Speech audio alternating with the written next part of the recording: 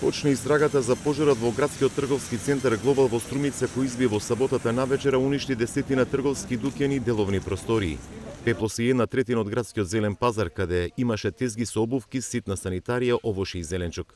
Десетина представници од повеќе надлежни институции го почна увидот и постапката за прибирање докази, со цел да се утврдат причините за големиот пожар кој предизвика милионски штети.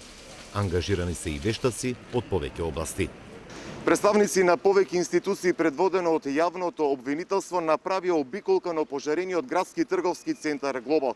Тие се очекуваат да влезат во внатрешноста на објектот кој исто така пеплосан. Треба да ги утврдат причините како настанал пожарот во градскиот трговски центар Глобал. До завршување на целосната истрага не сакаат да коментираат ниту да прецизираат. Можело ли да се спречи големата катастрофа во градскиот трговски центар Глобал, кој остави стотина семејства без работа? Пожарникарите веќе информираат дека губеле многу време за помнење на возилата со вода заради нефункционалните хидранти во Глобал. Од Дирекцијата за заштита и спасување кажа дека при последната контрола тие биле исправни. При последната контрола беше констатирано дека хидрантите беа исправни и функционални и редовно сервисирани, но најверојатно по контролата и во критичниот период тие биле исклучени од главната шахта која е надвор од објектот, што ќе биде предмет на дополнителна истрага. Не информира од подрачната единица на Дирекцијата за заштита и спасување.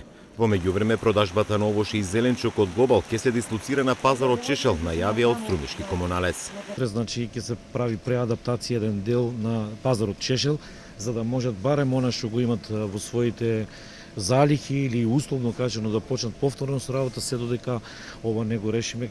Заради истрагата, втор ден не им се дозволува пристап на собствениците до деловните простории и трговски дуќани во Глобал. Едно од нив е и Телекабел, чии корисници нервозно очекуваат да добијат интернет, телефонија и телевизиски сигнал.